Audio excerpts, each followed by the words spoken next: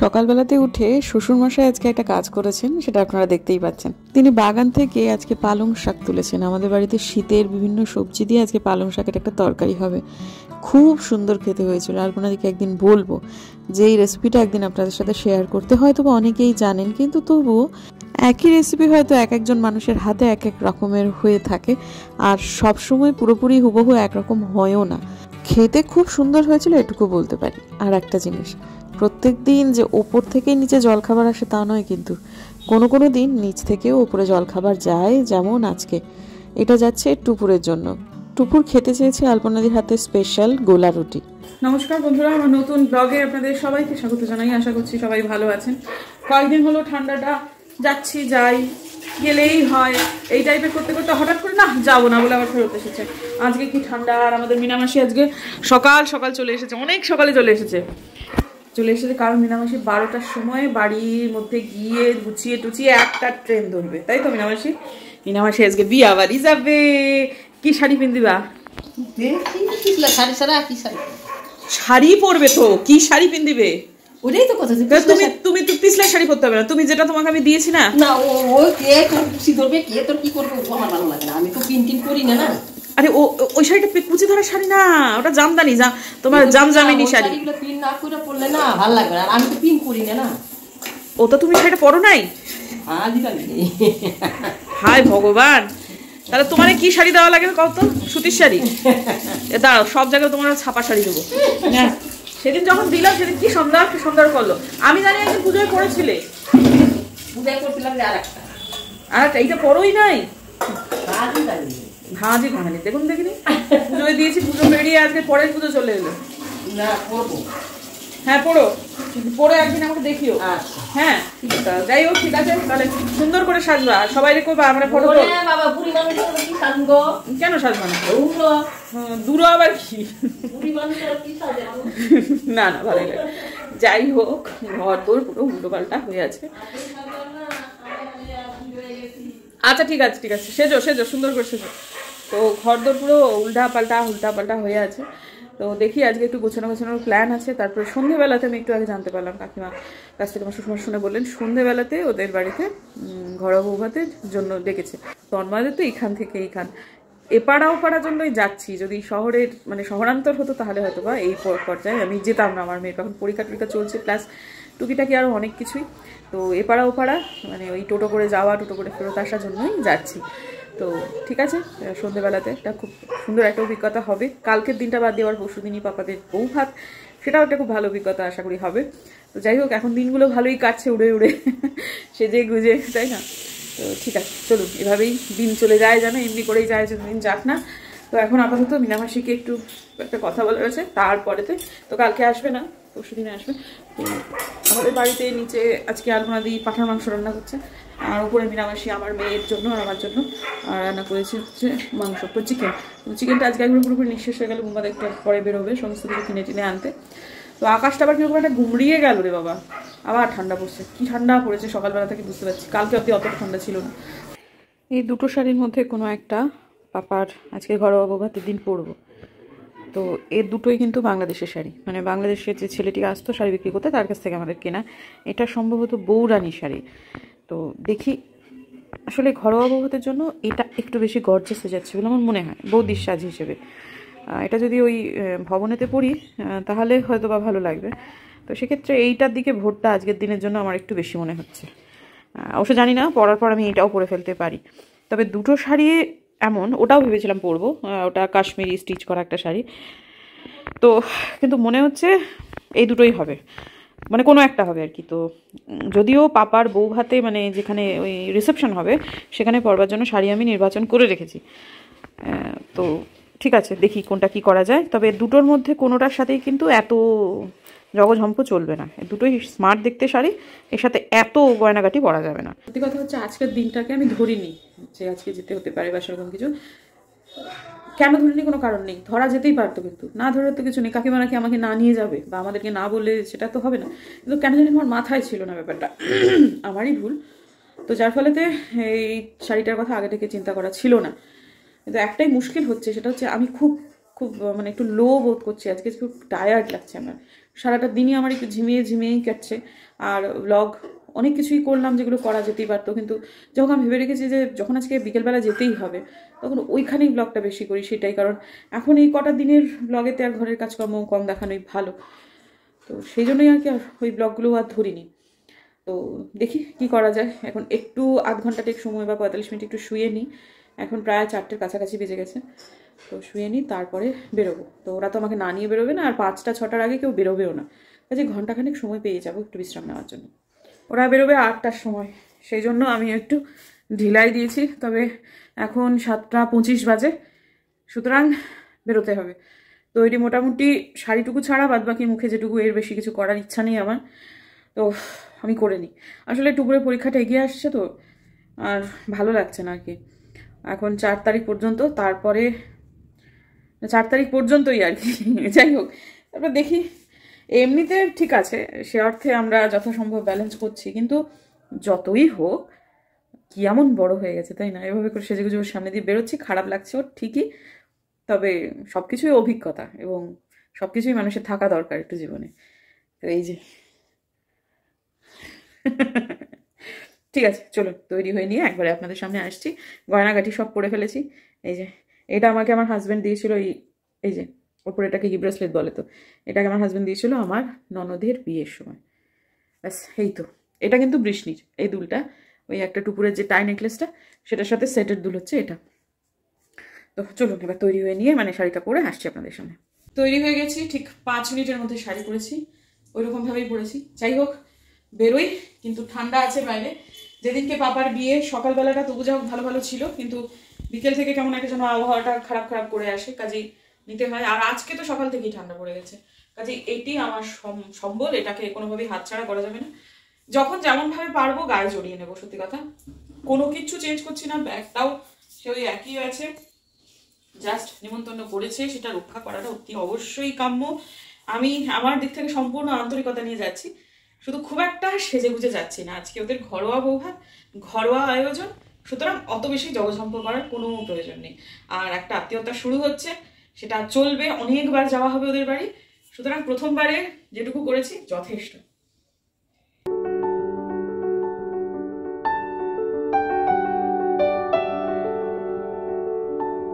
বাপু একটি কথা জানাতে চাই। মেনলি ব্যাপারটা হচ্ছে কি, বৌদি বলছিল আমাদের ব্লগে, main blog and Haldi blogs, যেখানে টিমের ব্যাপারটা বলছিল। আমাদের পুরো টিম যারা ফটোগ্রাফি করেছে, it's belongs to the team of এসএসকিন স্টুডিওস, যেটা আমি চালাচ্ছি। আর ইভেন্ট ম্যানেজমেন্ট, এখন presently I am event manager after experience of 10 years। বাবা, দারুণ ব্যাপার, দারুণ। সেই জন্য তো ভাবছি ব্যাপারগুলো এত সিস্টেমেটিক্যালি কি করে হচ্ছে, এত সুন্দর বিয়ে বাড়ি।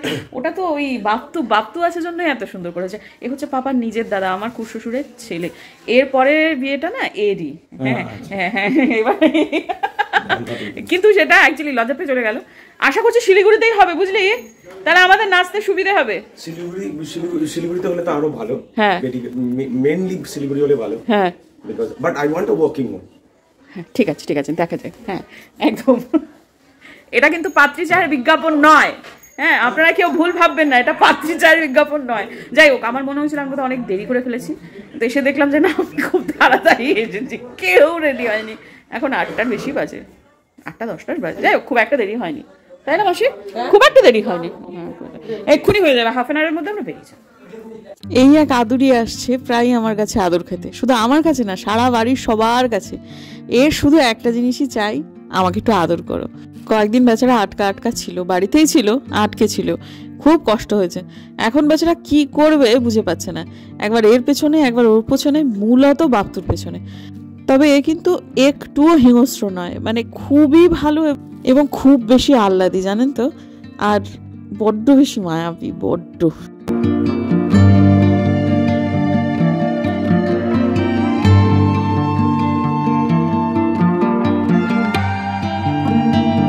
মেয়েদের তৈরি হতে একটুটো বেশি সময় লাগবেই, অন্তত ছেলেদের তুলনায়। তাদের তো শার্ট প্যান্ট পরলেই হয়ে গেল, আর আমাদের শাড়ি ধরা, চূড়ো ইত্যাদি ইত্যাদি অনেক কিছু বাঁধা, সেই সমস্ত করতে গিয়ে হয়ে গেল প্রায় 9টা। তো যাই হোক, এরপরে বাড়ির সামনে টোটো দুটো দাঁড় করানো হয়েছে, একটা তো রিজার্ভ করাই আছে, আর একটা ধরা হলো আর কি। তো যাই হোক তাতে করে আমরা যাব, যেহেতু এ পাড়া ও পাড়া সেহেতু। আর একটি গাড়ি রয়েছে ছোট কাকু, সেটাতে কিন্তু যাবে হচ্ছে শুধু তত্ত্ব, কারণ এক গাড়ি বোঝাই তত্ত্ব, ডিকিতে পেছনে এমনকি বাপটুর কোলেও, মানে যে ড্রাইভার তার সিটটুকু ছাড়া বাদ বাকি সব জায়গাতেই তত্ত্ব দিয়ে বোঝাই। আসলে আমি ভেবেছিলাম হয়তো ছোট্টখাটো একটা কোনো গাড়ি যাবে, তাতে আমরা সবাই ঢুকে যাব। তো টোটোয় যেতে আমার কোনো সমস্যা নেই। আমারই একটা ভুল হয়ে গেছে, সেটা হচ্ছে আমি কোনো সোয়েটার পরিনি। উল্টো দিকে বসেছিলাম যে এই আশায় যে হয়তো ঠান্ডা লাগবে না, কিন্তু না, পিঠটাতে ঠান্ডা লেগেছিল। যখন ঠান্ডা লাগছিল তখন অতটা বুঝতে পারিনি। তন্ময়দের বাড়িতে গিয়েও কিছু বুঝতে পারিনি, বুঝেছি হচ্ছে তার পরের দিন। এবং ভুলটা অবশ্যই আমারই সোয়েটার পরা উচিত ছিল।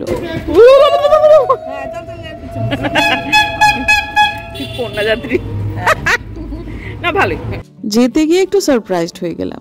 টুপুর যে ম্যামের কাছে কেমিস্ট্রি আর বায়োলজি পড়ে, সেই ম্যামের বাড়িও তো হাকিমপাড়াতে। ঠিক যে জায়গাতে সপ্তাহে 2-3 দিন করে মেয়েকে আমি নিয়ে যাই, মনে হচ্ছে যেন সেই সব রাস্তায় উল্টো দিকে বসেছি, তো একটু বুঝতে অসুবিধে হচ্ছিল। তারপর সেই সমস্ত গলি, সেই সমস্ত রাস্তা, তারপর ভাবছিলাম যে তাহলে কি ওই ম্যামের বাড়ির কাছেই। দেখলাম হ্যাঁ, হুবহু ম্যামের বাড়ির ঠিক উল্টো দিকে এই যে বধূবরণ লেখা রয়েছে, সেই বধূটি হচ্ছে আমার ননদিনী। তার মানে কয়েকদিন আগে টুপুরে স্টাডি টেবিলটা যে কেনার সময় আমরা যেখানে দাঁড়িয়েছিলাম, এই জায়গাটা এতক্ষণ, যদি জানতাম উল্টো দিকেই তন্ময়দের ফ্ল্যাট, তাহলে নয় তন্ময়দের ফ্ল্যাটে সেদিন একটু ঢুকেই যাওয়া যেত, আর এমনিতেও যাওয়া যেত। এখানে তো সপ্তাহে 2-3 দিন করে আসতেই হয়। তো যাই হোক, এখন আপাতত ম্যামের গল্প থাক। আপাতত আমি আমার ননদের কাছে যেতে পারলে বাঁচি। সবাই ইনফ্যাক্ট তাই, আমরা পাপাকে দেখার জন্য পাগলা হয়ে রয়েছি। কিন্তু তত আর শেষ হচ্ছে না। সবার হাতে 3-4টে করে ট্রে, আর আমি আবার এক হাতে করছি ব্লগ, এক হাতে তো ট্রে। তো যাই হোক, সব মিলিয়ে মিশিয়ে চলে এলো। বাপ্তু সব নাম্বার মিলিয়ে মিলিয়ে রাখছে। পুরো একটা ঘর ভর্তি হয়ে গেল হচ্ছে তত্ত্ব দিয়ে। তারপরে আমি দর্শন পেলাম আমার ননদিনীর। মিষ্টি লাগছে বেশ, সিঁদুর টিঁদুর পরে একদম অন্য রকম লাগছে।